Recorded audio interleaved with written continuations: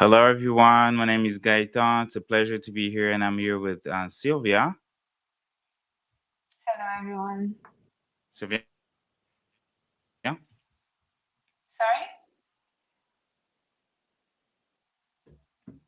So, yes, today I'm co-hosting with Gaëtan. My name is Sylvia Rouvoyer. I'm a public health advocate with Friends of the Congo, Pansy Foundation. I've collaborated with Focus Congo and also with CCWN, the Congolese Community of Washington Metropolitan.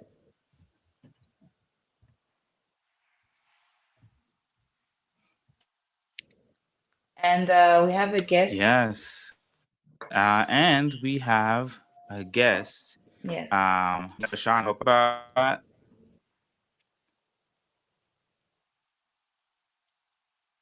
The connection is kind of breaking, but we have our guest here, Kayla Fishar. If you want to present yourself, let us know who you are and your connection, Yeah. obviously, to this topic.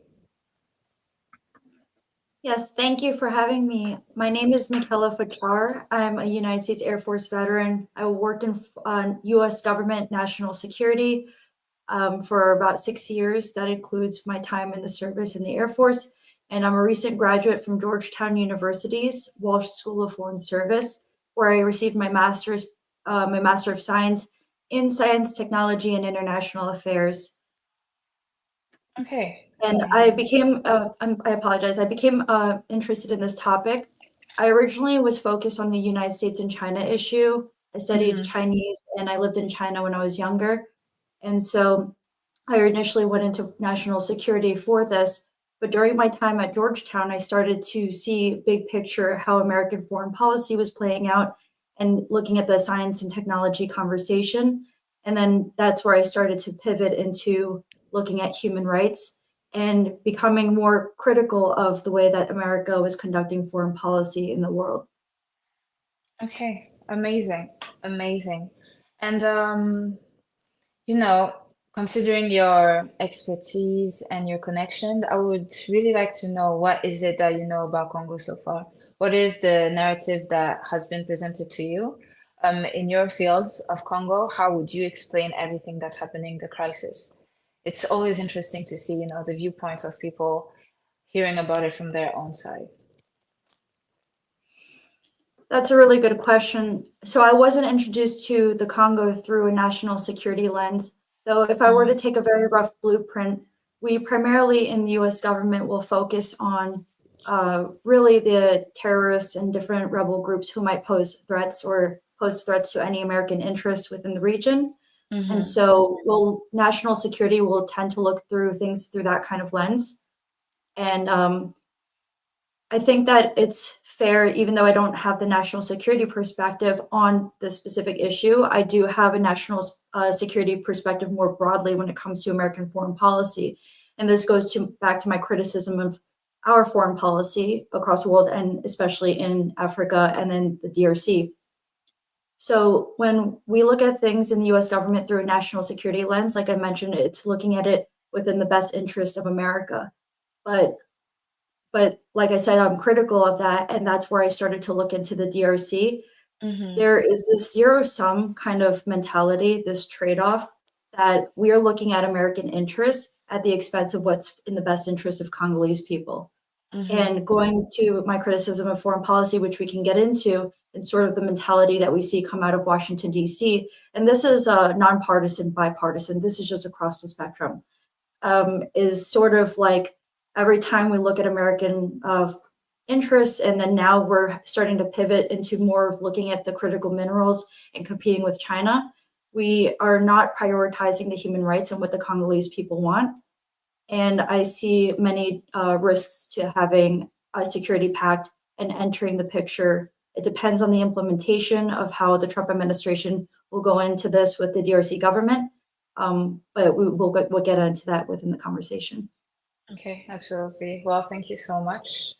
My first question for you would be, how would you say that the US foreign policy impacts the DRC, but more particularly when it comes to China's growing influence within the DRC? To be more specific, China has been accused of their connection when it comes to child mining. We have reports of very young kids as young as 4 years old being forced to mine within the Congo so that they can extract the resources that will then be exported out of Congo and benefits Western powers, other countries. And how would you say the US foreign policy would impact that?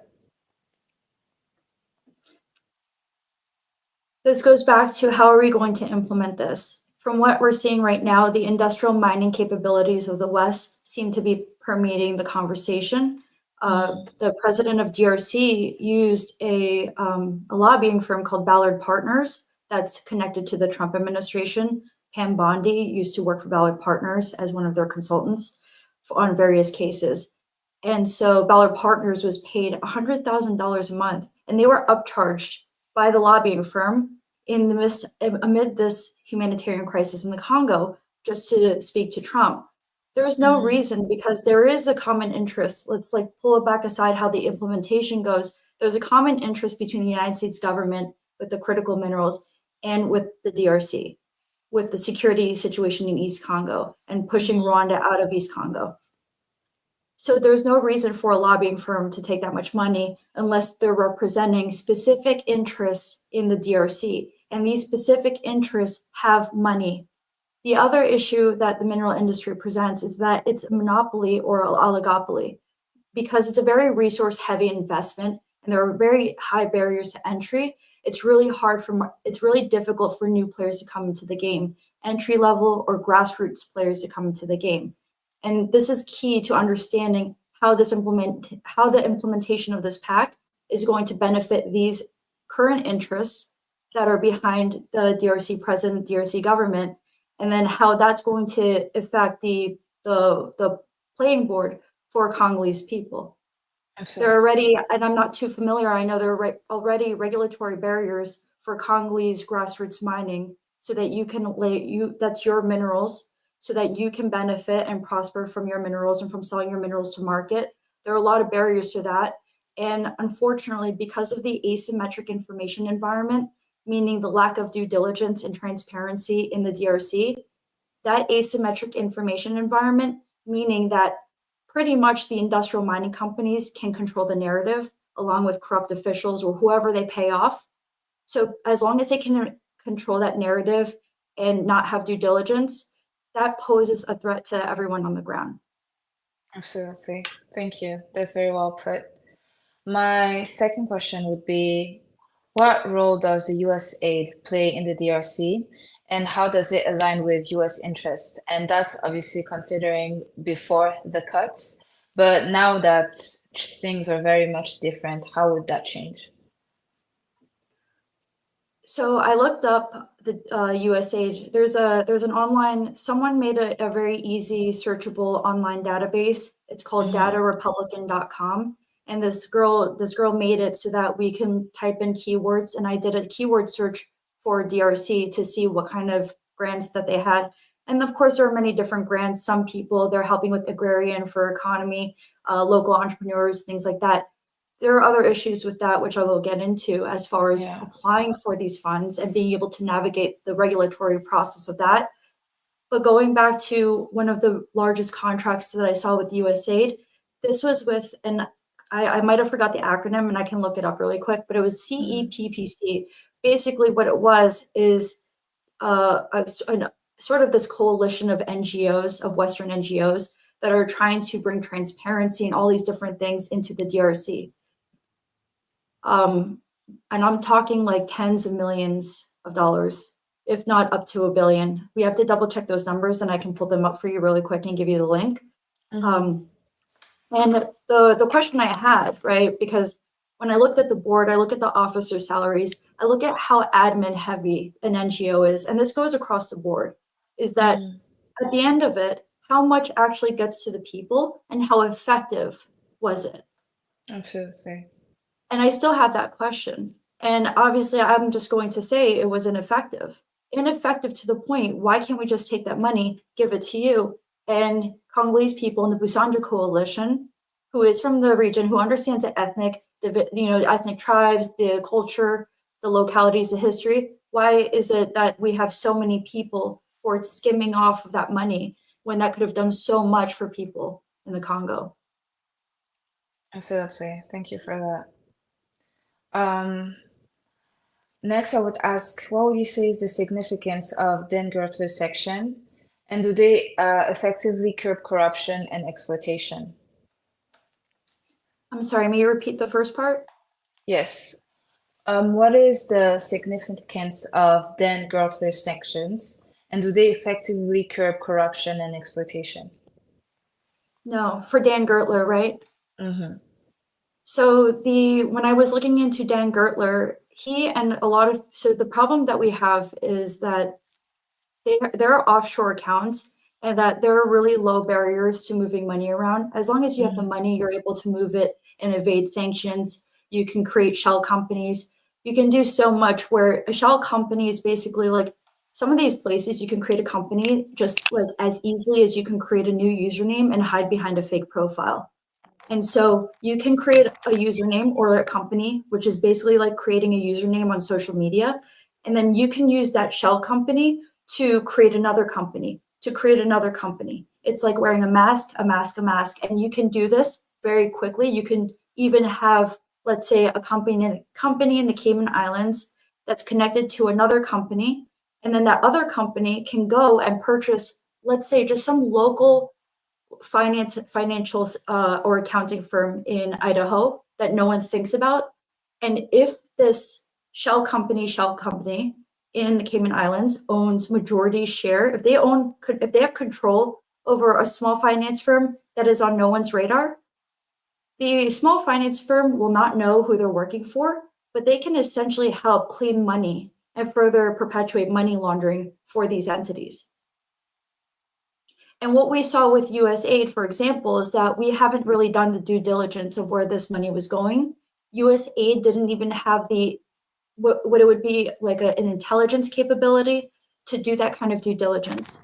And then it's really, really kind of like a black box when it comes to offshoring and all these different privacy laws that different companies or different countries who are tax havens have for their clients. Absolutely. Thank you.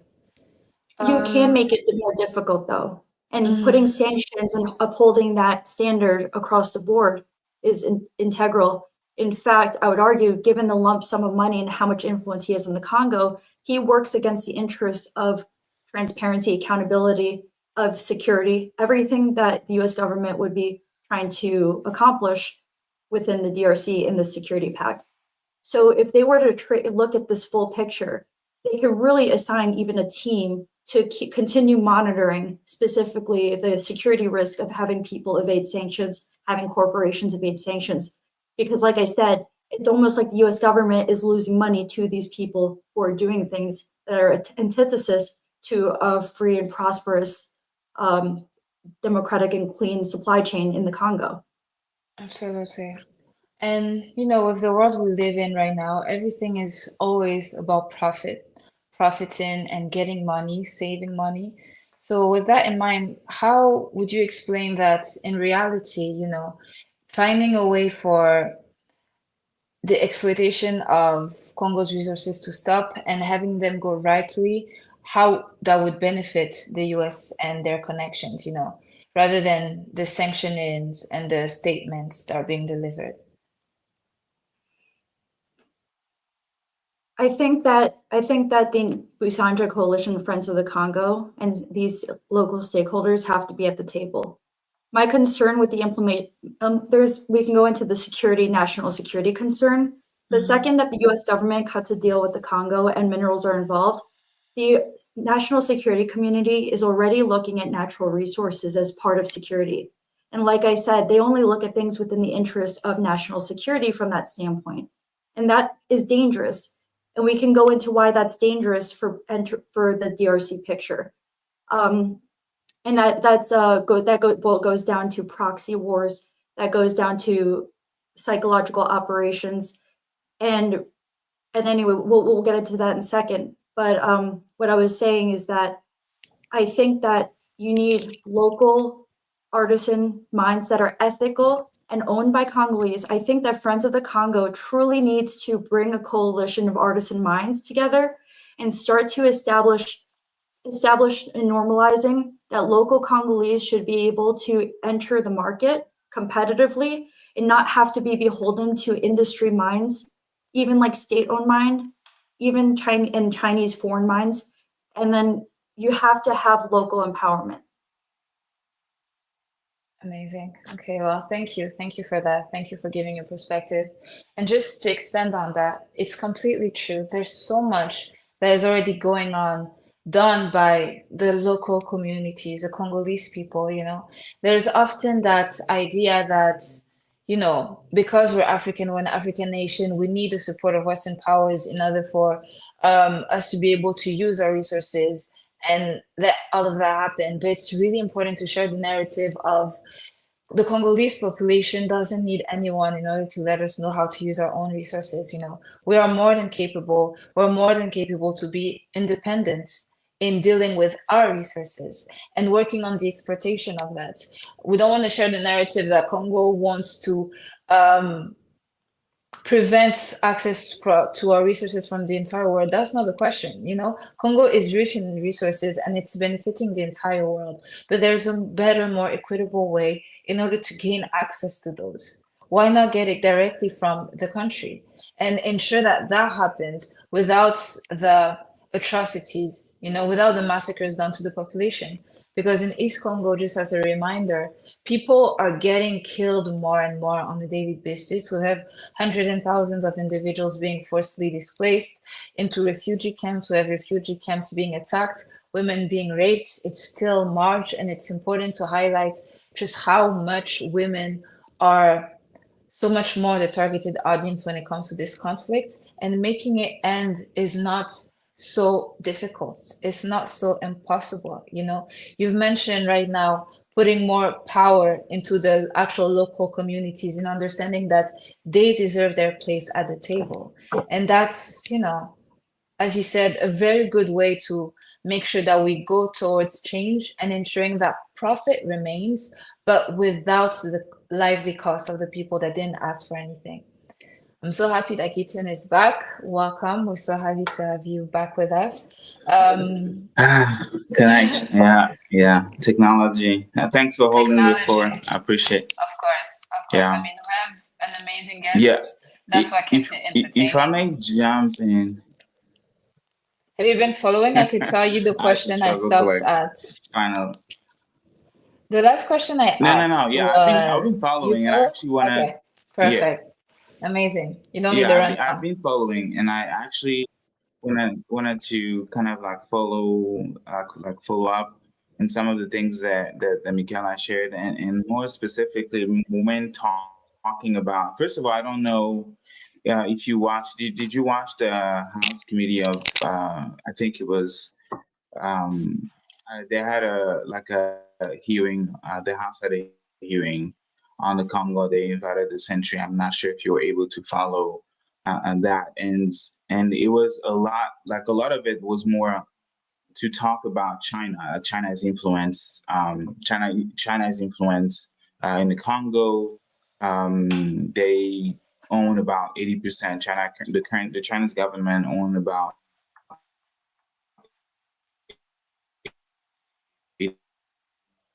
80% of the cobalt in the Congo. So the U.S. is to be back in the game, and that's why we mentioned and get where we mentioned what you talked about, like all these nonprofit U.S. aid.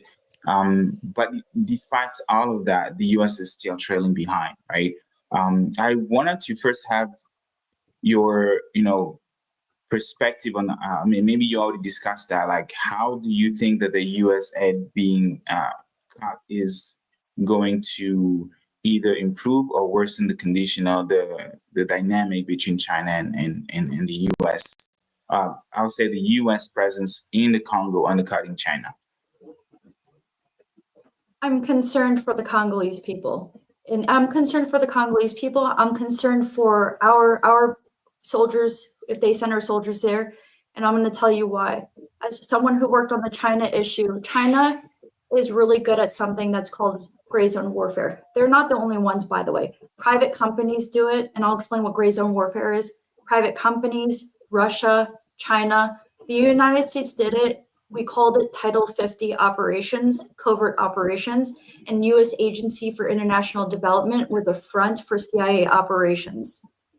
So I want to be clear that we do it. We just, as a collective national security community, didn't know how pervasive it was because we have a lot of classifications within national security. So once you're in intelligence, you don't know everything.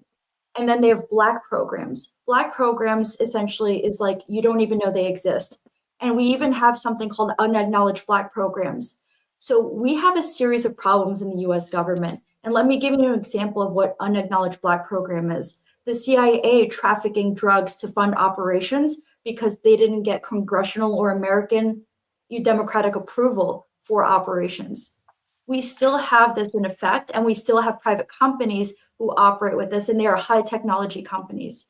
So we don't have the whole picture of who's in the theater, right? And who we don't, if we don't know who's in theater, meaning who's in the country, it's multiple players. National security, the surface level that I came from, doesn't understand how complex this picture is. They don't understand how these private interests can also behave like countries, like with militaries, with private militaries and things like that. And then we have, like I said, gray zone warfare.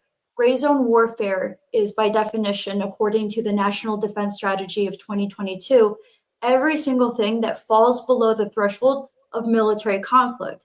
So this includes psychological warfare. So there's a lot of gaslighting and manipulation, but this is a dangerous situation because of how high stakes having national security, critical minerals, and of course, Congolese people and the different ethnic groups. So some of the things that you could possibly have to, what I'm concerned about, and not necessarily from the US government. Can you see me? Oh, sorry. But not necessarily from the US government, but it's from all the players, not like kind of gaslighting each other and not being able to see the whole picture. And Congolese people are going to pay for it.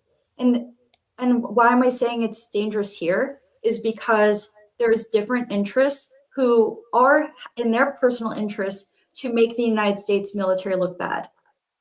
And if the US military doesn't understand the private sector picture and doesn't understand the human terrain and is not speaking to local partners and having Friends of the Congo and Busanja Coalition and people like that at the table, they're operating. It's like you have a blind, very large giant who's in your country.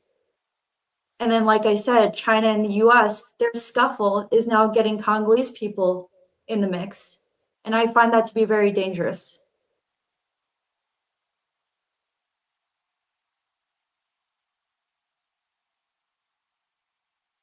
Absolutely. That's very well put. Thank you. Thank you for your answer. And just to share that narrative of you have other parties fighting within your own territory, and that has been connected, with the history of Congo for so long. And it's important to point that out, to highlight that, because as of right now, when we mention the presence of and the influence of China when it comes to the mining and our resources, we have to understand that that doesn't go without also the interests of the US and their own influence. And so it's like we have the US and China fighting over who's going to get even more control of our resources and benefit from it more within our own territory, while the Congolese people don't have a say in it, are not part of any conversation, any work being done, and they're just victims of that. And it's important to point it out and make us understand that it's time to give the Congolese people, our population, a space at the table, because these are our resources, and there's no reason why outside forces should fight for what we own, what is ours in our own territory, without us getting any type of benefit from it at all. I want to pass it on to my co-host if you have anything you want to add on to the answer we just got.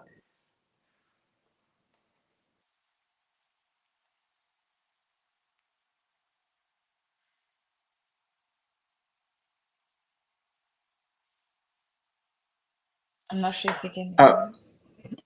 I think I really have a bad connection today, and my apologies. If we can move to kind of the next topic, in the sense that I think the Blackwater, and think you and I, and Michaela, we were talking DMs, and you were talking to me about Eric Prince. I believe that's his name. Can you tell us more about Blackwater, Eric Prince, and the involvement in the Congo, and how that is very important as we keep talking about the insurgency and then the war in East, the Kivus, and then the occupation of Rwanda. Sure. Eric Prince was a former Navy SEAL, and then during the surge, meaning the military surge after 9/11, because the US military wasn't equipped for that kind of surge for war when we were sent to the Middle East, he helped the US military basically re-recruit people and recruit people from different demographics, for example, wrestlers and people who would be good for combat warfare and the kind of special operations needs that the US military was required. So he established Blackwater, established training facilities, and basically what it was a civilian and a quicker and more expedited and efficient way of getting the military manpower so that the US military would have enough people to go. Eric Prince is a very unique figure because he's unique in that he's a libertarian. So I'm going to bring, and I say he's part Republican, but he's also libertarian. And why I want to bring this up is because he's not necessarily considered as within the US government system. In fact, after the Blackwater Nisour Square massacre, where the State Department, basically the Blackwater security was transporting people from State Department, they did security for them in Iraq. They were allegedly ambushed in a civilian square where they ended up killing a lot of civilians. This was a huge issue, and it raised a lot of questions in Washington, D.C. in 2008. And under the Obama administration, they decided that Blackwater was too powerful and too uncontrollable because it's a civilian company. It's not the U.S. military. And it was a really bad look for U.S. military operations. The Obama administration, the U.S. government decided to splinter off Blackwater into 3 different companies. I think Triple Canopy is another private military company that was part of Blackwater, and then Academy, and then there were some other ones. And after that incident, Eric Prince sort of was like the political scapegoat for how the US government was basically using contractors and private military contractors who were not really beholden to the same kind of, I guess, requirements as maybe being in uniform in the US military. So he was out of the community for a long time, where even if he wanted to give recommendations and help in different ways, they said no because of the situation with him. But the US government, and let me be clear, still used private military companies. There's even a terminology in the US military and in special operations, and it's called going dark. Going dark means once you have your training and you've worked in the military, you have a choice of what you can do after the military, and you can make a lot of money working for a private company that, let's say, provides security to a mining company. And you get paid a lot for that. And going dark is basically stating that you're no longer working for national security and public interests of the US government. Now you're working for a private for-profit company. And that's just a term. So it's a rampant, I'll call it maybe like a shadow industry because it's not really in the limelight. And I think this has always been the case, but really after what happened to Eric Prince, since he was very in the limelight, a lot of the private military companies adapted strategies. They never touched any forward-facing agency like State Department, and they started doing other things. So they're still operating, and that's why you had Romanian soldiers, Romanian mercenaries that were in East Congo I don't know if they're still there, but not too long ago. There's still a very large industry there. Anyway, to give you a little bit more of the background, but Eric Prince is close to the Trump administration, and Eric Prince has worked in both private security and kind of logistics and security of logistics. He's a businessman, and he also was on the board of Frontier Resource Group for a Hong Kong firm that pretty much did resource exploration in Africa. He did that until the CCP, the Chinese Communist Party, went onto the board of the Hong Kong company. And once they did, he left the company. And so now he obviously has some experience. He has experience with security. He has experience with mining. He's very familiar with the Congo situation. And then he wants to, and he also has a mining fund with a few other millionaires, billionaires. So I guess that, and I apologize if I pronounce President Tshisekedi. How do I say it? President Tshisekedi. So he has engaged with Eric Prince. I don't know if Prince and Trump and Tshisekedi were doing this together or Prince separate with Tshisekedi to basically clean up the East Congo using the private security and using that kind of experience that Eric Prince has to try to do that, and then also to attract mining investors into the Congo. I'm concerned about the situation, like I said, because you're empowering foreign people. You're not empower. There are already barriers to entry, and I really want to reiterate this point because when I was watching the House committee, there was a Mr. Yuri Dongala. He is the managing director of Accountable Africa. He emphasizes how critical it is to have competition in the Congo and how critical it is to engage with local communities. And I'm not saying this, and I want to be frank with you guys. I'm really tired of people in DC saying all these nice things, because you can say nice things, but there's about implementation. And I want to be clear, Congolese own artisan mines can bring their minerals to market. It's just the fact that there are so many high barriers to entry in the minerals industry. It's also a male-dominated industry. It's a good old boys club, if you know what I mean. And so there's really low attractiveness for new entrants. It's male-dominated, and you need a lot of resources to go in there. Congolese own artisan mines, and this is the information, the gap in information that these big companies and that all these different corrupt players take advantage of. They take advantage of the fact that Congolese own artisan mines who are complying with local laws, with their people, and doing the right thing, that they don't know how valuable they are to the end user who is going to purchase the refined minerals. I understand there's a lot of problems with the supply chain, and I'm emphasizing the value chain of what the value that Congolese owned artisan mines have. The value that they have is that if you can provide the information, if the price that they need, the price that you need to pay people for a Congolese owned, grassroots Congolese owned, let me repeat this. I'm not talking about Geka mines. I'm talking about grassroots, like owned by the people. They need to provide pricing to the right stakeholders of what they need to be paid, what the people fair wage, and on top of it, what they would need. And this is the social aspect of having a social and a locally owned mine, like a community owned mine, is what you need on top of it to invest into your local community. And then on top of that, what you would need to scale a mining operation that is owned by your community so that you can bring in more resources and scale it so that you can take care of more people.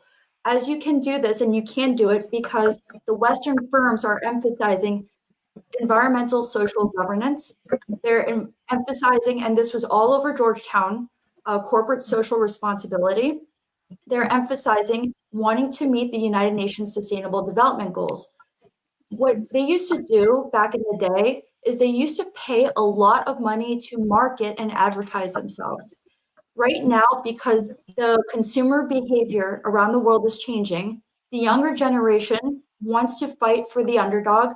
They are sick of people being oppressed and exploited. So all these big corporations recognize that.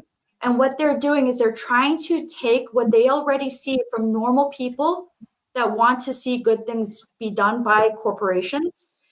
And they're taking that, these corporations, and they're just using this sort of like corporate activism instead of marketing, because you don't need to market anymore. You just need to show people you're doing the right thing. But what we see is happening with these corporations is what they're doing is that they're not doing due diligence. Like I said, they're taking advantage of the fact that the information is not congruent, there's information gaps between Congolese, local Congolese, and Generation Z in the United States. And that if Generation Z wanted to do something that was going to help Congolese people to have empowerment and own their minds, Gen Z would not know what to do in the first place because, like I said, the mining industry is so complicated. All of this is being used to favor these industrial mines, these foreign mines, the state-owned mines, at the expense of Congolese people. So the competition element the competition. The Congolese community-owned mines are crucial, and we need someone who can get the pricing, get the problems that are happening, get the solutions, see what the community is doing for their people on the ground. If you can just take literally what Friends of the Congo does with the community, with the children, if you can just put this in a presentation and you have a community-owned mine, you can bring this to your stakeholders and you can, in a very diplomatic way, basically coerce them into doing the right thing. And the right thing is paying fair wages and prioritizing community-owned mines, because at the end of the day, this is your minerals. And we're not going to normalize this, and I'm not going to. I want to make it clear, because it's been normalized to the point that I didn't realize until I started to really look at this. And I looked at it from a national security. I looked at it from a Congolese perspective. I looked at it from my own perspective. If I'm sitting in my house and my backyard has minerals, I'm looking at it like my government is going to kick me out of my house. And then I look at it from the iPhone user perspective, right? It goes into the iPhone, and they don't want to have children suffering in the mines. They don't want Congolese people to be exploited. So all of the key people want the same thing. The people who are in the middle of it, they are taking advantage of the fact that we're not talking and we're not seeing how this can actually be an implemented plan.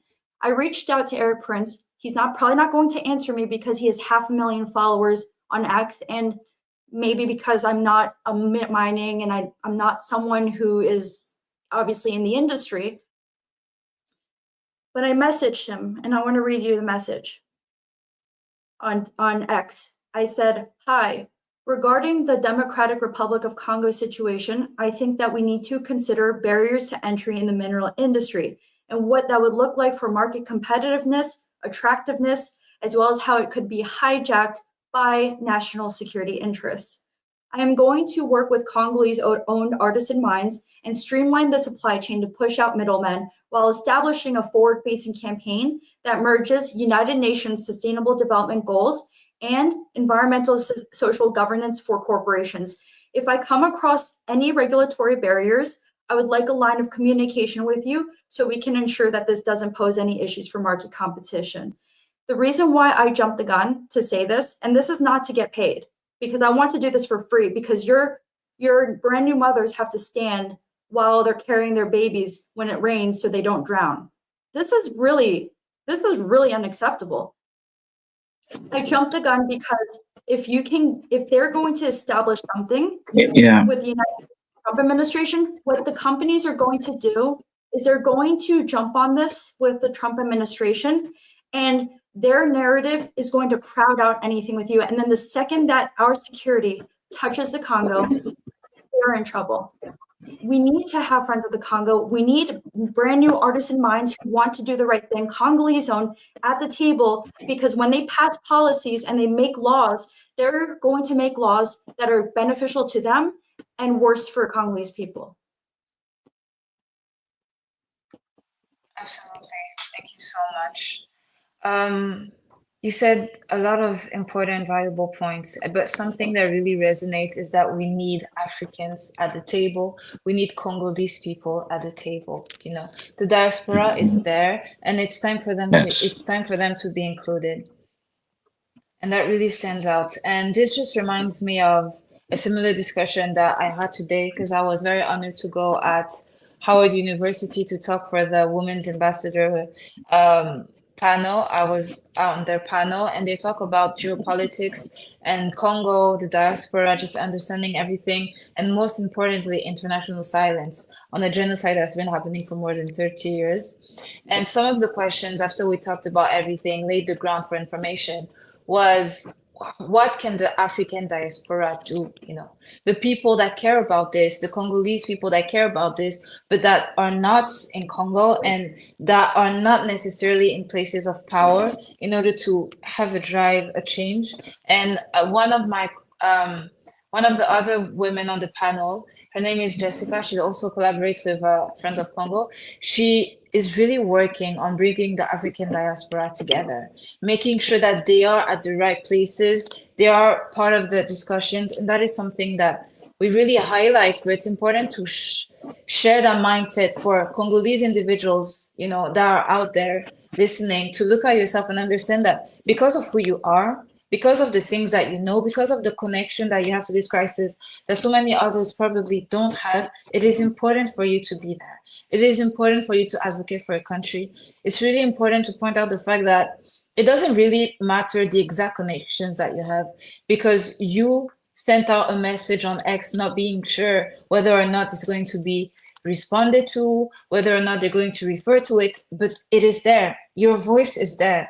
And that's what's great about social media. You know, you don't need to be invited. You don't need the door to be open for you. You have your own information, you have your own knowledge, you have your own facts, and you decided to share that.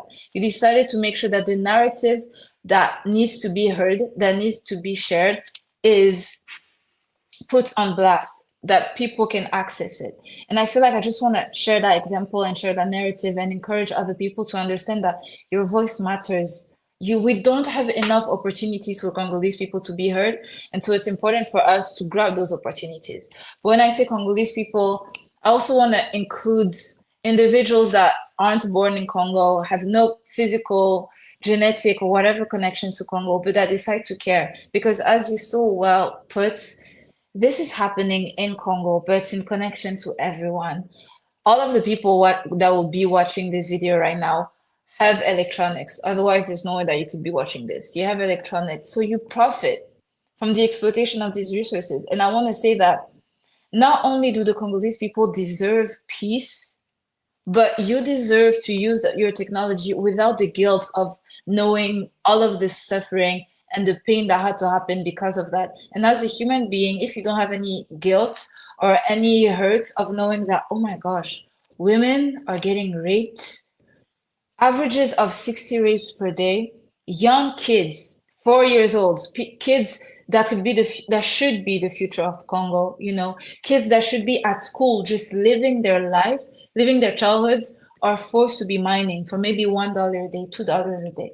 You cannot be human, hear this, and not feel enraged and not feel sad by this. And so I call all humans, you know, to wake up and decide, realize that you have a voice that is easy to share.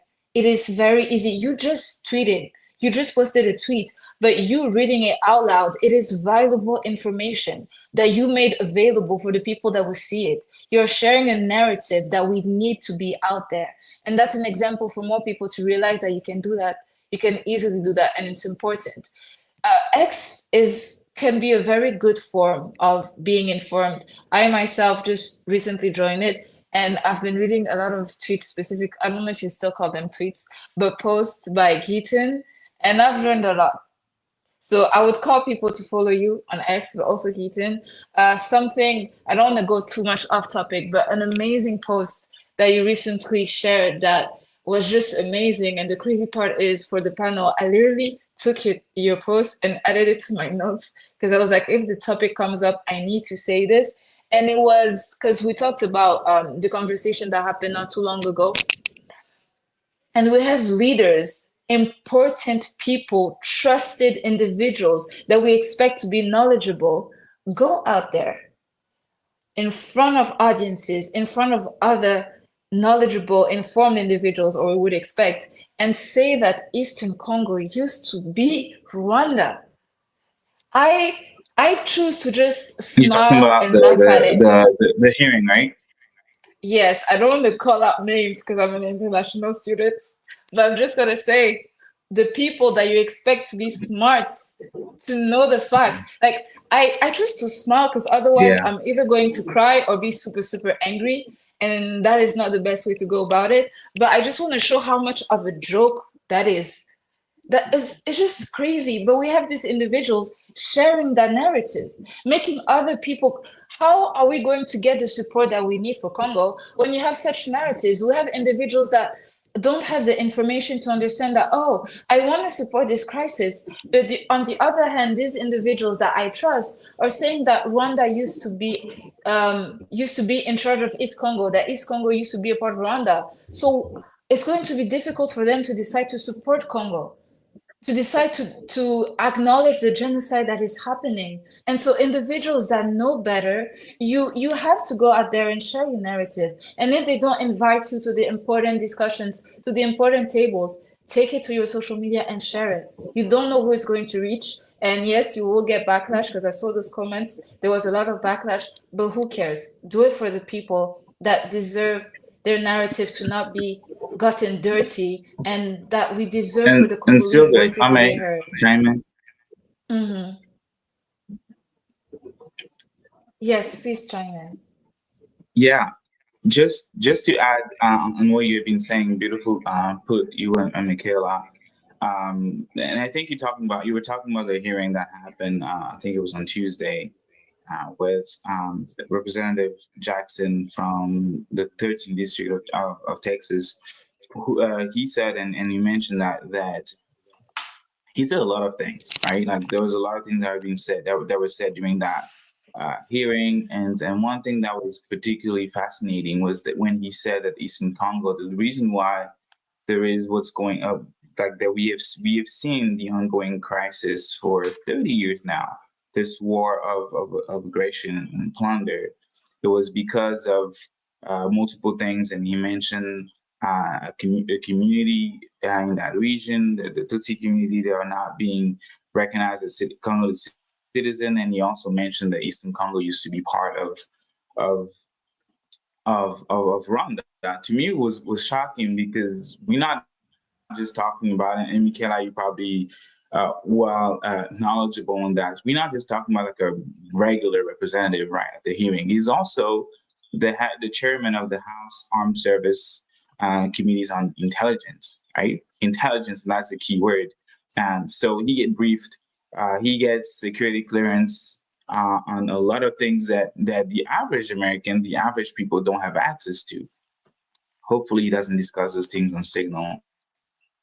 But he does have access to those type of things, and for him at the hearing to be able to say those things, and I was like, hold on a second, like why would he go ahead and and and say something like that that is not even factual, right? Um,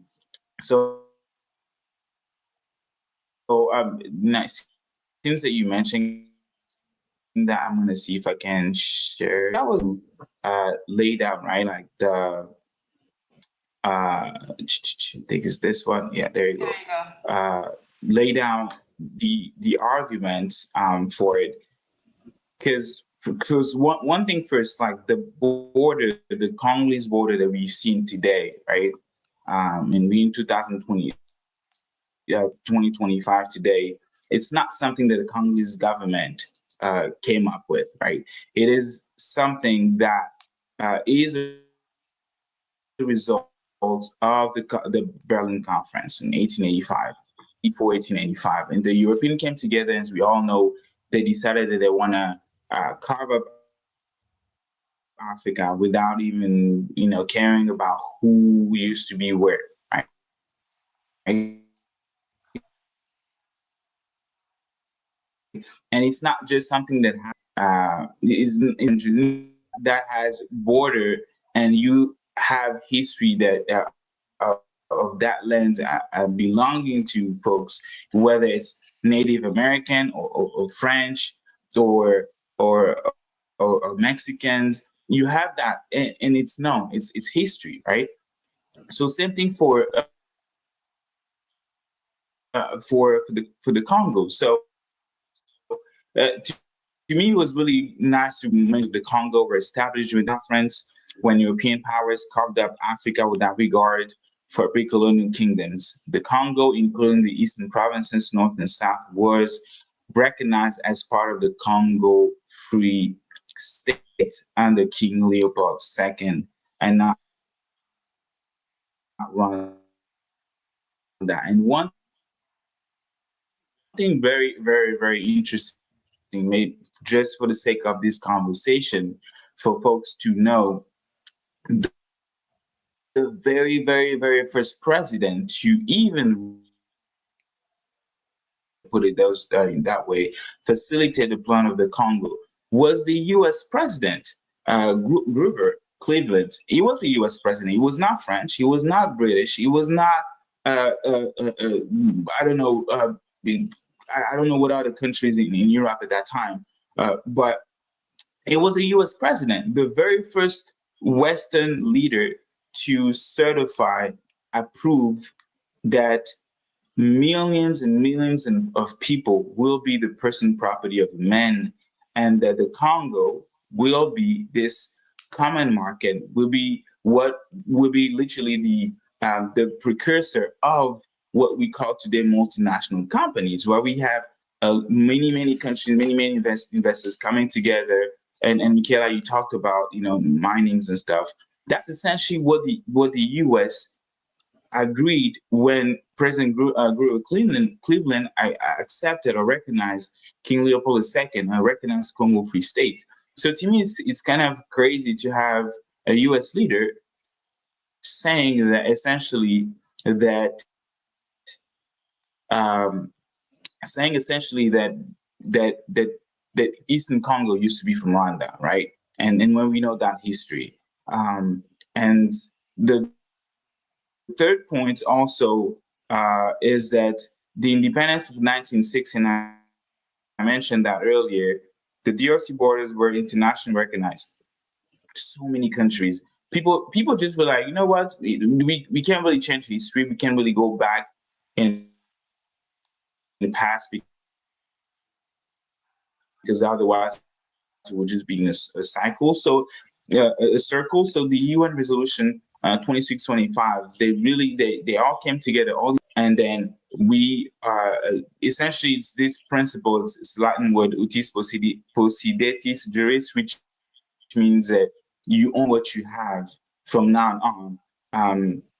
So it was agreed, right? Because if we start now revisiting the borders, because you're gonna find tribes, and by the way, you're also gonna find Congolese kingdoms sometimes, somehow that extended all the way and beyond the Congolese border, current borders, to Rwanda, to Uganda. You have people, certain tribes in Congo being present, also in Congo Brazzaville, in Central Africa.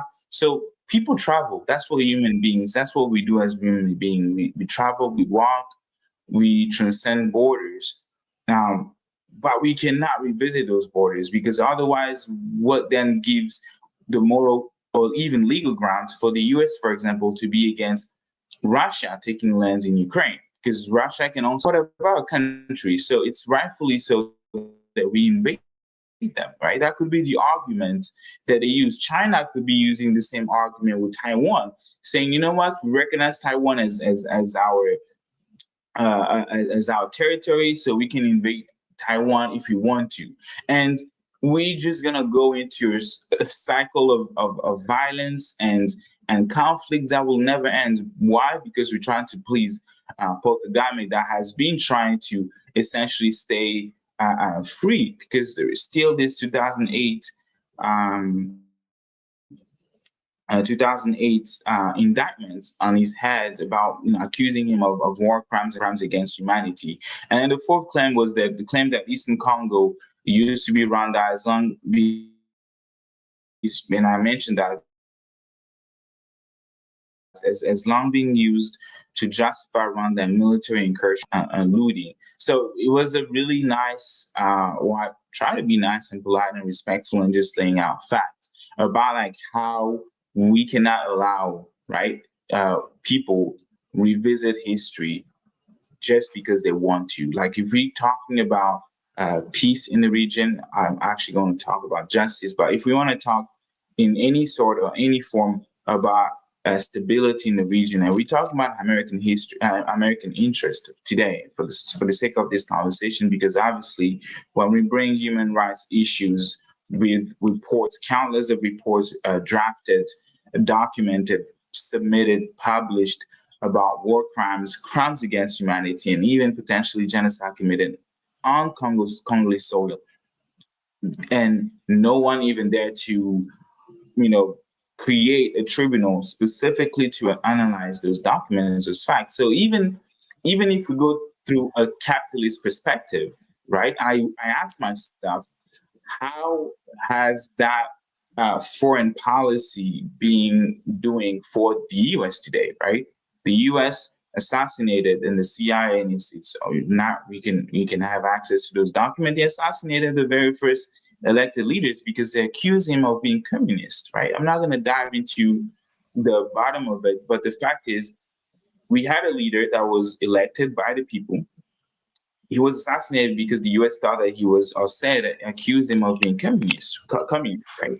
And ever since, from Mobutu, who spent leading the country, who led the country for 32 years, to Laurent Désiré Kabila, who came as a proxy from Rwanda, and then he was assassinated, and then there was a peace accord, and then his son became the president, and he led the country for 18 years, to even the so-called African compromise, like the French president, the French minister Yves Le Drian, like to say, I have to put it, that essentially make sure that President Tshisekedi will be president. All of that is to show that that was a U.S. foreign policy to approve leaders that were never elected, leaders that were corrupt. So you move from 1960. I even want to go all the way back to 1884, all the way to 1960, and then you move forward to 2025. You don't see China during the colonial period. You don't hear about China at the independence. You don't hear about China in the 80s in the Congo. Why is that China is or has been growing in 2025? And if, as the leaders of the free world, if U.S. Officials did not realize that it is because of their own foreign policy toward Congo to, prop up dictators and not support democracy, and just making sure that they have corrupt people they can manipulate. But guess what? There will be that one country that will be good at corruption, that will be good at bribing, better at bribing officials and corrupting people. And that's how you're going to be losing, right? And that's how you're going to be losing. I've always said, when people ask me, "Oh my God, why how come you speak English?" And I thought Congo was a French-speaking country. People need to know that in the Congo, and that's the other point that I'm going to make before I even be quiet, is that part of Congolese curriculum in the education system, English is a must. And Sylvia is not going to contradict me on that. Like, every single school in the Congo, you have to speak English. There is English as a curriculum, is one of the main courses. There is, depending on what you're doing, I did mathematics and physics. So you do mathematics, physics, French, and then English, right? So, and then you have the Congo American Language Institute, which was created by the U.S. Embassy, right? The U.S. State Departments. They have an entire institution dedicated to teach English to the locals. And then you have TVs and the culture. So naturally, the Congolese people are closer to China, to the US than they are to China. But why is that the Congolese government today going to do business more and more with the Chinese government than the US government? And the answer to me is just corruption, right? It's just corruption. They're trying to see what would benefit them, and I'm talking about the elites, versus what will benefit the whole country. So it's very important to contextualize those type of conversation when trying to when talking about the U.S. attempts to regain control of the minerals of the Congo. It's very important to tell the story that they have tried dictators, they have tried controlling minerals, they have tried enslaving people. What was the result? What was the consequences of that? Why not just trying a different formula? Why not trying justice? Why not trying democracy, right? Why not empowering the locals to work? Why not paying the locals fair wages? Why do we have to go into this cycle of violence? Why do we have to go through this system of kleptocratic system with corruption, that would just make sure and I'm purely speaking on a capitalist perspective, because like as I mentioned, the human side doesn't work. So why not trying those things, and instead of just going around the circle. So that's pretty much my take. And sorry I took a long time to explain that. Wait, I don't know why my camera just shifted all of a sudden. 1 second. It took my other camera. Sorry about that. No That's all right. worries. Okay. So that's a really good Yeah. question. I grew up in a New York City public school, and I never learned how the system works. If you watch interviews, and this goes back to our education system, if you watch interviews of Americans just asking basic civic questions, they have trouble answering those questions. They never went into the weeds of what we were supposed to learn. And I don't want to just attribute it to nefarious reasons, but I went back to, I self-studied to really understand why I lacked certain information. And I had intuitions, for instance, I had intuitions that our system was being exploited at a young age, and in college, and I started to look into it. So our education system was started. It's a Prussian education system. It was imported from the Prussian Empire, and the Prussian Empire, their purpose of the system. So we have to remember, when a system is created, there's a purpose, and then everything is built to meet that purpose. And the purpose of the Prussian education system that America has, the public education system, is originally to uphold the identity of the nation state. It's a fascist.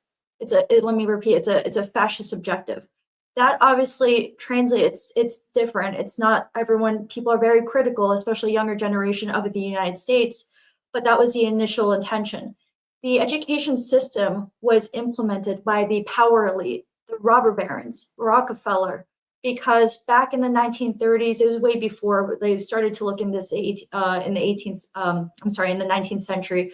But the original purpose of our education system was that we would be basically worker bees in the corporations or for these people.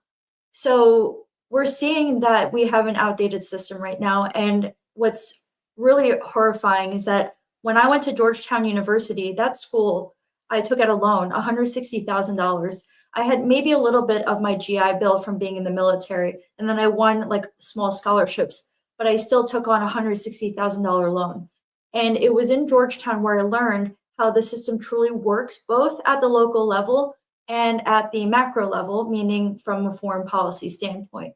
And being able to identify who is important and why I should engage with certain people so that I could solve problems at the local level. Something else that we did in the American system, and we still have this notion today, however, it is shifting, is the separation between private companies and the government. We used to separate this with private sector being the capitalists, the corporations, and then the public sector being like public goods, education, social welfare, and taking care of the people. And this is a misnomer, because the truth in Washington D.C., right? The truth is that you see these overlap. You will see people from Goldman Sachs go into the United Nations. You will see people from World Bank go into Deloitte consulting firms. So you'll see people go in and out of for-profit and nonprofit roles. And then you have to think about the kind of network connections that they have. Sure, right? Maybe I can go to Goldman Sachs for looking at this from a no conflict of interest standpoint. Let's say I am on a board of a specific NGO in Tanzania.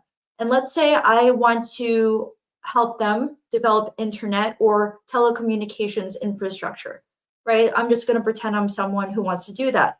Well, maybe I came from telecommunications sector, so I'm going to reach out to someone from a telecommunications company, and then we're going to make a deal with the government to establish here. So there's benefits to that, in that if we need immediate need in Tanzania, let's say, for telecommunications infrastructure, someone can get that done because they have that network. Now, the problems that haven't been discussed is that corporations are still for-profit entities, right? So the corporation coming in to cut a contract with Tanzania government to establish telecommunications, it is not in their best interest to make sure that any other companies can come in to give a choice to Tanzanian people. So what that does is that it entrenches a company in a certain sector and it gives them monopoly power over that sector. So if they start to bump up prices, if they start to, they have freedom to start to manipulate the market so that the Tanzanian people cannot get access to different kinds of telecommunications. There will even be maybe regulations passed at local level that prevents Tanzanian citizens from being able to start their own company.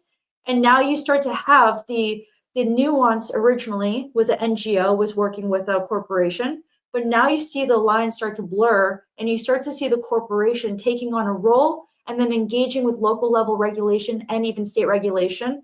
And like I said, they are a for-profit entity. It is in their best interest that they are the only ones who will provide the service. That's why it's important that they should be teaching Americans this is how the real world works in a younger age. They shouldn't be teaching us this is always going to be separate, public and private. They shouldn't be teaching this to us. They should be teaching us what really, like what our local council does. How do we engage? They should give us problems, going back to getting our younger generation in America more engaged in DRC. They should provide us with case studies of real world problems that Democratic Republic of Congo faces.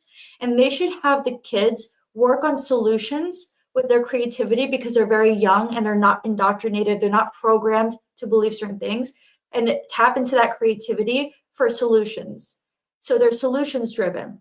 They should have them engage with local level because if they engage with local level problems and create solutions, you empower individuals and you start to create people. Doesn't matter where they go, they will always have that creative problem solving. And then, like I said, if you teach everyone this information about how the system works, how different for-profit and nonprofit, and what is maybe beneficial, but what's not, and if you, let's say you bring a for-profit company, what you should look out for, like what are some risks with working with them. If everyone is informed of what to look for, it's like having a 24/7 sensor network at the individual level and at the local level.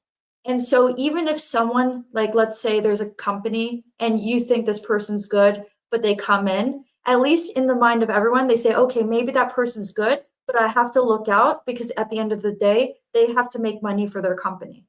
Or at the end of the day, they might not see the whole picture because that's possible too. That if they're looking and maybe even if they have goodwill, that they still don't see everything because they are not God.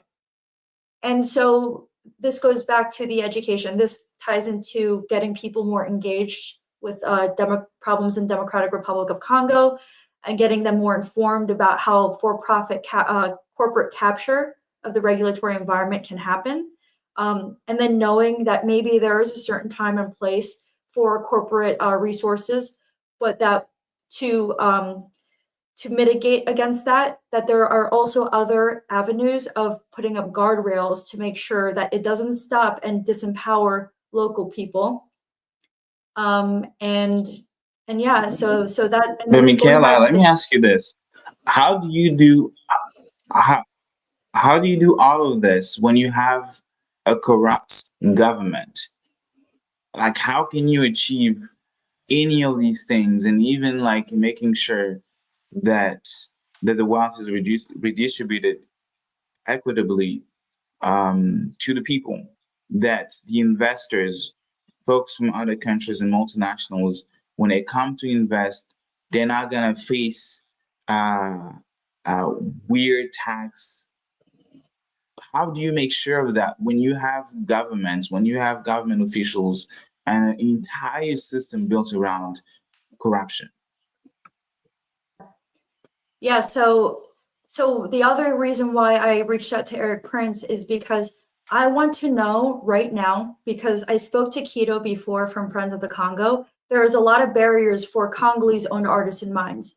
That's the primary. If Busanja Coalition or someone you trust at the local, small scale, If the small guy, the little guy, right, the little guy with the smaller mind, not industrial, and he's Congolese, if he can navigate and make sure that there's no barriers, no regulations, and the companies are not blocking him, the foreign companies or the state-owned ones or politicians, that's your go-to, that's a good signal that this is not going to hurt Congo per se. So, and you want to make sure that from the beginning, let's say Sylvia, you found gold, Sylvia, in the middle of no one knows. So you said, oh my gosh, like I want to sell this. I want to take care of my people because I want to use the profit to create infrastructure. Usually, right, in a working system, in a working democracy, like in America, a very, controversial democracy, but, nonetheless, you have taxes that are supposed to go to that, taxes by the government. But in the case of a corrupt country, the only thing that I can think of is that a local, like a business, a small or local or community-owned mine acts as if it's the country. I actually got this idea from Patagonia. If you're familiar, Patagonia is a mid-tier, high-end apparel firm. They do outdoors, environmentally focused. And Patagonia, the way that they set up their corporation, they set it up it's kind of like a community based, it's kind of a strong social structure. What they did was that they gave 100% of non-voting stock. So voting, you can vote in these corporations. If you have majority ownership, it basically runs like a democracy so that you can vote because you have stake in the game. They gave 100% of non-voting, so no decision-making in this case, to their environmental fund. And their environmental fund makes sure that they are working on the mission, and the mission is that they don't hurt the environment and that they lobby for politicians, for policies to make sure that the environment is protected across the United States. So they give 100% of non-voting stock. What this did was that it basically made it that whoever is going to own the for-profit company cannot deviate from the social benefit of the company. But let's say we reverse it. What if we gave 100% voting stock and majority control to a community? And if that community was an NGO, and by the way, for the environmental fund that Patagonia did, it's NGO. Let's say you have an NGO for the community. In a democracy like the United States, in a working democracy, working government, this would be maybe local level or state sovereignty or even district, right? District level, smaller. District level would be the case where you vote for your congressperson, right? But obviously, if you don't have that working government structure, your company can and your NGO can take on that role. Giving a district, let's say you have Busanja district, right, or Busanja state, 100% voting stock in your community mines, then what that would do is that who owns it will not have ownership. I mean, will not be able to make decisions without the approval or vote from people from Busanja. I think that system, ideally, it would work. Ideally, again, if we were in a system that was not as corrupt as the Congo system is right now, and even having that middle person that will make sure that the corruption does not affect, that's already in place. In the sense that today, every company operating in a mine or in anything, right, in the Congo, has to have. And it sounds really ridiculous, but I'm telling you, in anything that you want to do in the Congo today, if you want things to go faster, if you don't want to spend more money than what's officially published, you need to have someone in the inside. That's already happening today. And it's even more critical for multinationals to have folks in the government. And that's why every multinational company, every company operating in the mine sector, particularly the mine sector, have someone in the government to vouch for them, to expedite the process. And sometimes, if not most of the time, to cut corners, right? To do shortcuts and do things that are illegal, like bypass environmental studies, for example. I'm going to share something that actually to show you the degree of corruption. And I love the Congo, but as I'm advocating for justice in the Congo, like I cannot remain silent when I see things that are happening. Let's see. And that's So exactly that was why. Oh, yeah, in go ahead. 2021, and yeah, and this was in 2021, and that's just an example, right? The R Congo forced eviction at Barry Gold Mine in October 2021, and that's under current president. Authorities oversaw the demolition of 2,500 homes at the Kibali Gold Mine in the Democratic Republic of the Congo. Although Barrick, the Canadian company, Canadian, in the Congo, operating the mine, knew or at least should have known that some of the 25 families would be made homeless. It did not call on the government to stop the eviction. I'm just going to stop there, right? So you have a foreign company today, or at that time in 2021, they wanted to exploit gold. But they're faced with the fact that while you cannot exploit gold when you have families that live there, because you're gonna pollute the environments, you're gonna pollute the place that they're living, you're gonna pollute the lake where these folks are fishing or where they're getting the water. So what do you need to do so that you can have the green lights of you exploiting mine, so that you don't get a fat lawsuit because you disturbed the environment somewhere in Central Africa, while you make sure that there is no people in the area. And they approach the government. That is corrupt. Again, and that's the really key word. So what does the government decide to do? Just use its power to kick out those families. The Barry Gold knew about it. They stayed quiet. They didn't say anything, right? So, and another thing that I wanted to show is maybe I also invite folks to go on I think it's called Transparency International, right? And they share every year what they consider as ranking of what country, that the index, the corruption perceptions index, every single year, right? And that's also one of the things that I found really fascinating when trying to tell the truth, is essentially have respect for. And the guy, I think it's Mr. Sasha, he said that the Congo did amazing efforts, and that's what he was literally praising the Congo in terms of corruption. He says that compared to 2008, we improved, right? And I did a quick search because, again, it's because I know how corruption has become or has been, right, in the Congo. So praising and saying that the current Congolese government has done a better job fighting with corruption, or a good job, not a better, because you're trying to compare it.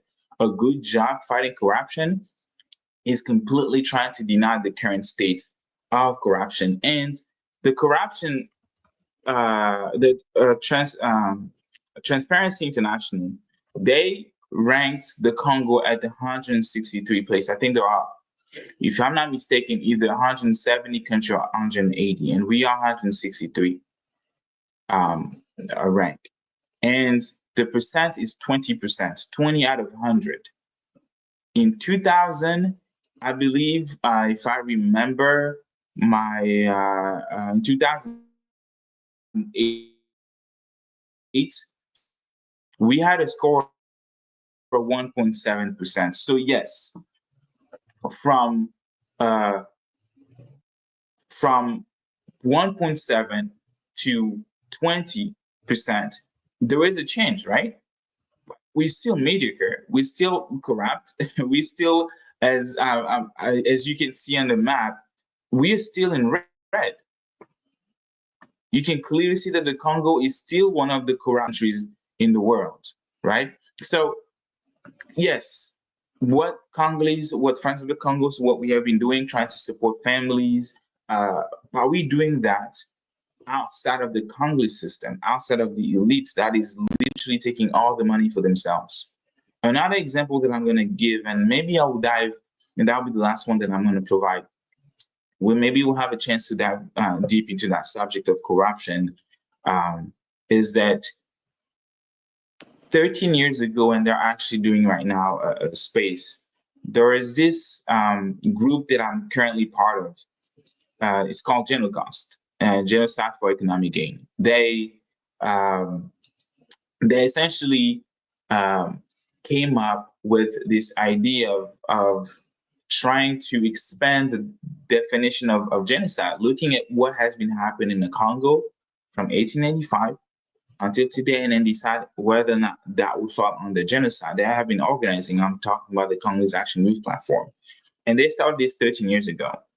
And then in 2022, President Tshisekedi, because he saw that that idea was gaining momentum, and because we were able to associate, because he started in the UK, in London, right? Congolese in London started this genocide concept, genocide for economic gain. And then it took a long time, but it slowly gained,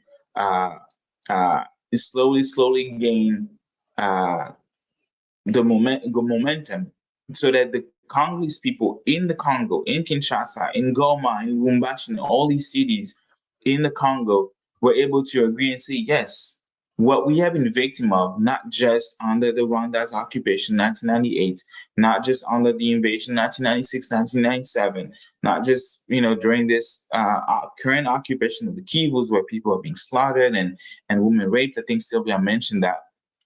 But for 140 years, that constitute genocide. So these groups, they came together, but the Congolese government, saw that as an opportunity to take money, to steal from the people. So they came up with this law that I forgot the exact title. It's a long title.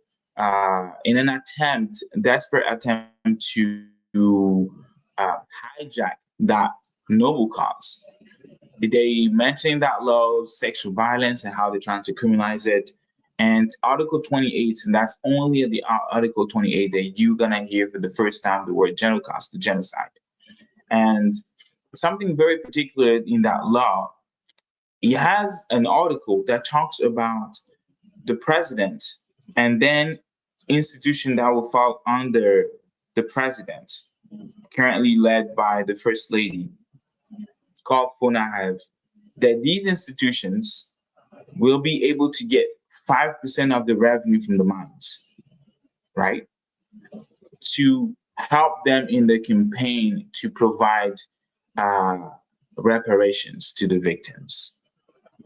It was estimated that at least, and that was a Congolese watchdog, that at least 27 millions every single month goes in a pocket of these elites. 27 million. That's literally an underestimation, because it could be more. We talk about 5% of the mine's revenues from the mines. And with that money, you look at what the Congolese government has been able to achieve as a form of reparations. People can Google it. Absolutely nothing. The only thing that you can see was the 406, if I believe, houses that they built in Goma for refugees. I have not been from Goma. I'm not from Goma. I'm from the capital. I have not been to Goma. Never. Not during these conflicts. Never, ever. But we do have partners on the ground. We do have folks. I do have friends who have families in Goma, right? The co-host, Sylvia, is from there. So you look at those houses they built, because we investigated and we found out those 400 houses that supposedly they built, they don't even have toilets. It's not even it's literally like it's so small, and that's what they have been doing with that money. So just to go back to what you were saying, and I'm going to pass the mic to you, and is that it's a great initiative to try to make sure that the Congolese minerals finally benefit the Congolese people, for Congolese folks to be organized, nonprofits to be to organize themselves and see how they can finally profit from that $24 trillion worth of minerals. That is only possible if we don't have a local elites that is taking the money every single day when the people are getting poor and poorer.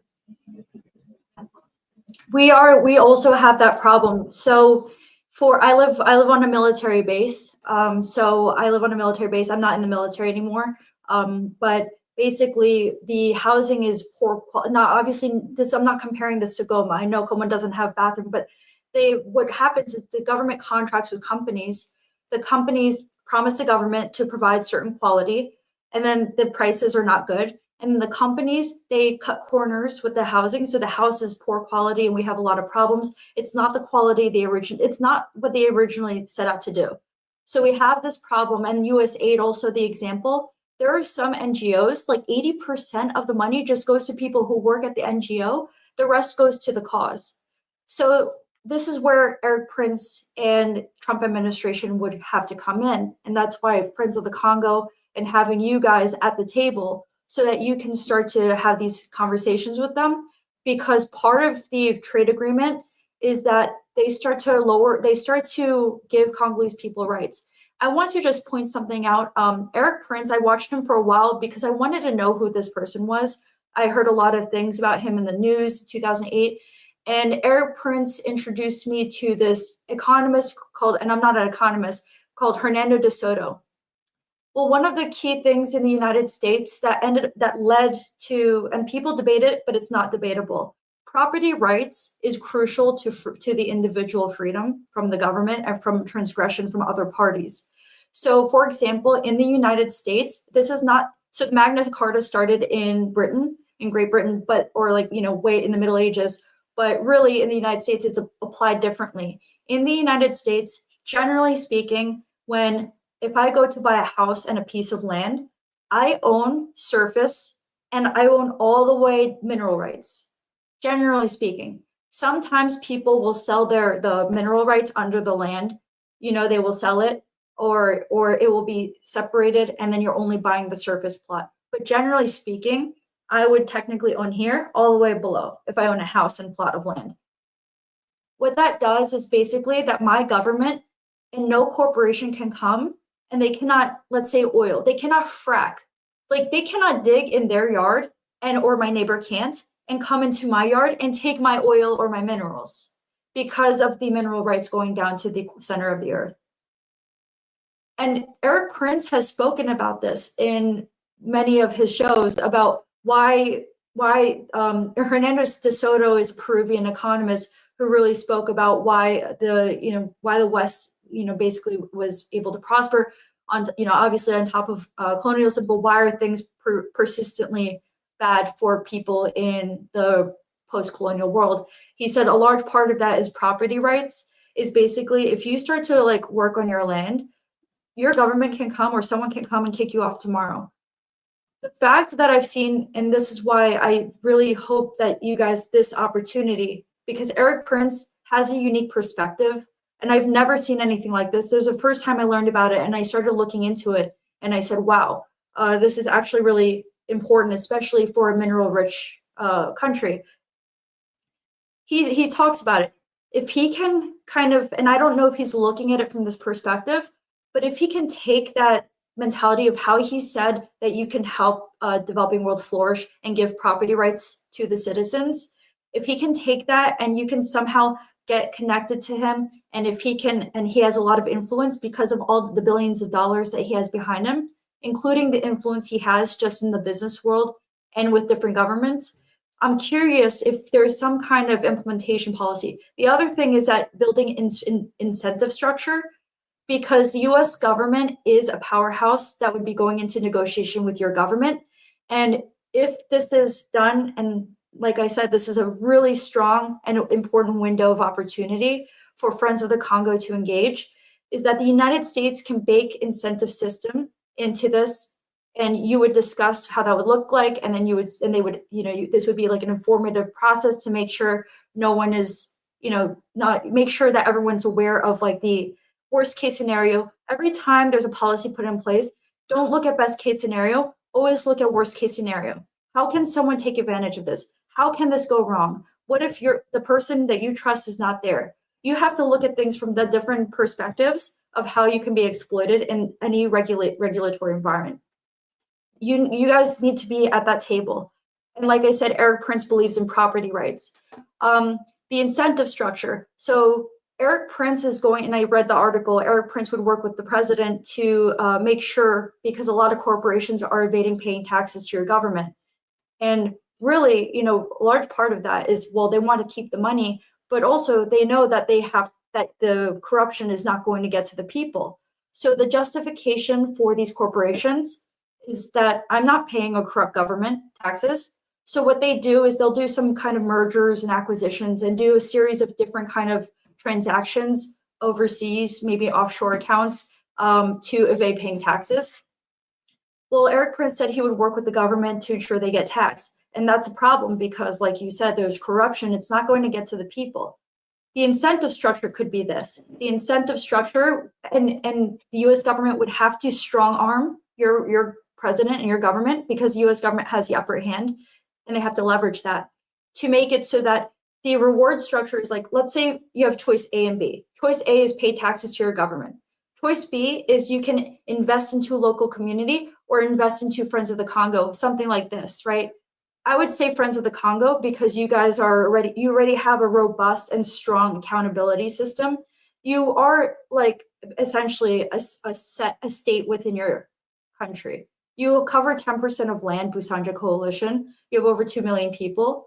You're the closest, to be honest, you guys are the closest thing to, I know it's not like a conventional democracy, but from the ancient Greek definition of governance by the people, you're the closest thing to taking care of your people, closer than what we even have in the United States. Our politicians are pulling teeth just to do something for their constituents. They get paid so much money in DC, their mind is all over the place. They get different interests. Everyone's here. But you guys are actually the true definition of just democracy, simple governance by the people. They should work with you. And the incentive should be that it's higher incentive, meaning better subsidies or tax breaks for the corporation to do this rather than pay here. And how that would be implemented, because like I said, they can still do the weird M&As overseas. They can do a bunch of different kind of financial magic that can evade doing all of this, is really hoping that Eric Prince would and Trump administration would be able to see things from all those different perspectives because they worked in business. Absolutely. And you really need to be at that seat. They really need to listen to that. And to be honest, if that doesn't happen, there's no way. This has to happen right now. It has to happen. And I don't know if I know you have tried to reach, you don't need to go to United Nations, no one. Right now, the key people is Trump and Eric Prince. And if you can get a hold of one of them, then that's going to be your golden ticket. That's the only thing I see. Once we start having security pact, like I said before, Are you saying that you need an Eric Prince? Eric Prince is engaged in this situation. If you can engage with Eric Prince, since he's going to be doing the mining deals and apparently helping your president to make sure that corporations don't evade taxes, considering that he's spoken about how to help people at the local level in impoverished nations and he's talked about private property. So the question is, then I'm gonna have to have a conversation with them. Yes, I'm gonna have to have a conversation. If we can have them. I have a lot of questions, not just on the mineral deals, but also on the water and everything else. But yeah. Absolutely. This whole conversation has been so insightful. I'm very grateful that I personally got to meet you for the first time and hear you speak. I feel like you've shared a lot of very important, valuable information. And most importantly, what stood out is your You're very solution driven, and I feel like that is very important and valuable when it comes to change. Looking at the solutions, looking at what steps are necessary for us to arrive to what we want. And I feel like it's something that can inspire a lot of people.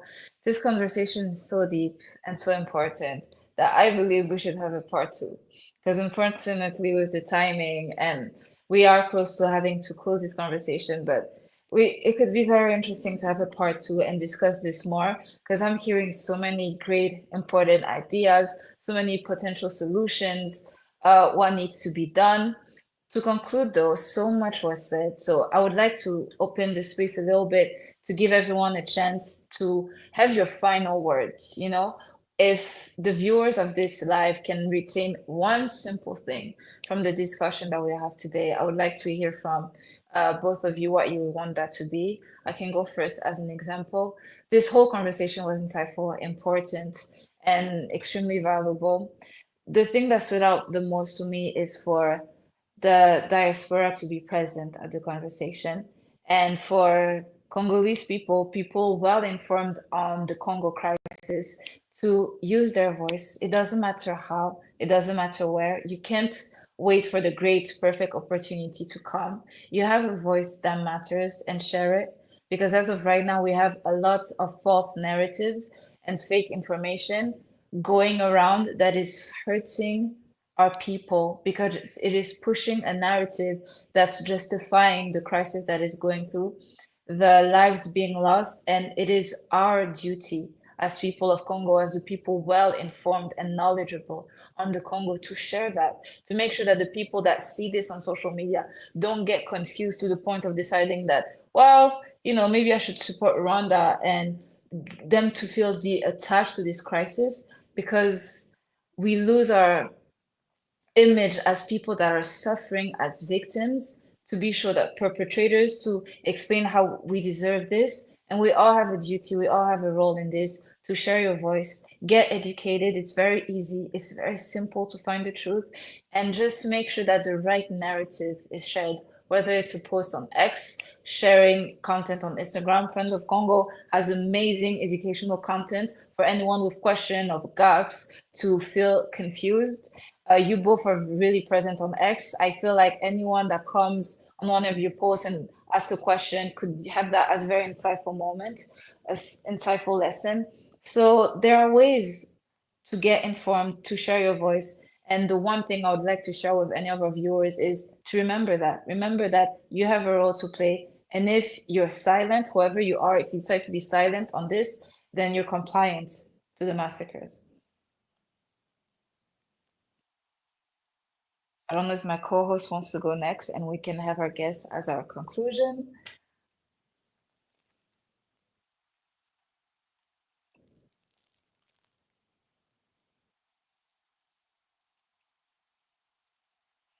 I'm not sure he's catching us on time. So I would say, Michaela, we can go. We know the connection is moving a little bit. Sure. Thank you very much for having me on your show and asking me and appreciate and listening to my insight. I was reading a lot to try to figure out like why was everything going wrong. I wasn't the reasons. Even the term developing world, it gives you it's good marketing to give someone hope that there's a solution out there. It's like having a TV show and the TV series is going to go again next Wednesday or next Friday, and it's to be continued and it's a cliffhanger. And there's no excuse. And I want to explain that and be clear to you. There's no excuse. I see a lot of people really wasting time in Washington, D.C. I see the congressman wasting time. I don't care if he said, yes, the people, the corporations, they were well meaning. XYZ person was well meaning. Well, it's not enough. There's no other option than solutions driven. And solutions are today. Like I said, developing is like you spread it across a timeline and then you put it in the future. But there's no reason. And I want people to listen to people who speak from the US government, listen to what they say, right? They will say, but even if they say a bunch of nice things, that's not enough. It's easy to say nice things. I want to hear what they're doing. I want to hear what they're doing. And if they keep saying nice things, if they spend even just a little too much time on the topic of DRC, but they're not providing any solutions, now I want to go and I want to see who's lobbying them, because it means that they're doing marketing for someone. And if their facts seem to favor one party over another, you have to pay attention, because something so subtle like that can be because they're accepting money and listening to voices from one party at the expense of what is actually happening on the situation. And I'm saying this as someone who worked in intelligence. Information shapes our perspectives, it shapes our perspectives, and it shapes our emotions and how we perceive situations. The companies, politicians, all these people who are manipulative, they will take advantage of that and they will use that to their advantage at the expense of what actually can happen. So pay attention to that. Don't accept these niceties from these politicians, and listen to people who are going to get something done.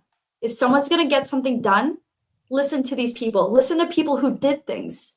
Listen to everyone, but pay attention to people who got things done. If they were successful in accomplishing getting a project done, maybe if they, whatever business they come from, whatever NGO, they did something, and you see people on the ground saying, wow, no, this actually transformed my community.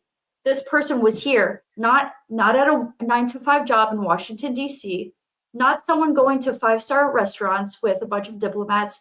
If someone was actually on the ground and they have connections on the ground to like Congolese people and they were working with them, that's someone worth listening to. And just finding and discerning between these different individuals, because you're going to have a lot of different people come on, especially when they have a moment of spotlight.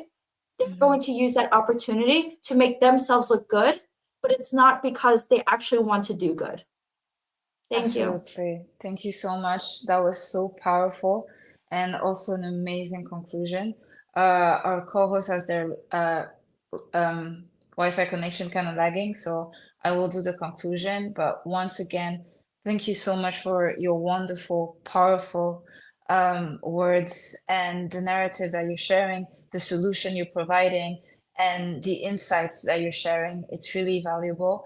And I personally know that it was a pleasure to hear you and listen to all of your ideas. You sound like one of the people we would like to be in charge when it comes to making the change happen, because you have great ideas. And just thank you to everyone for listening. And this will conclude our live. Thank you so much for being our guest. Thank you.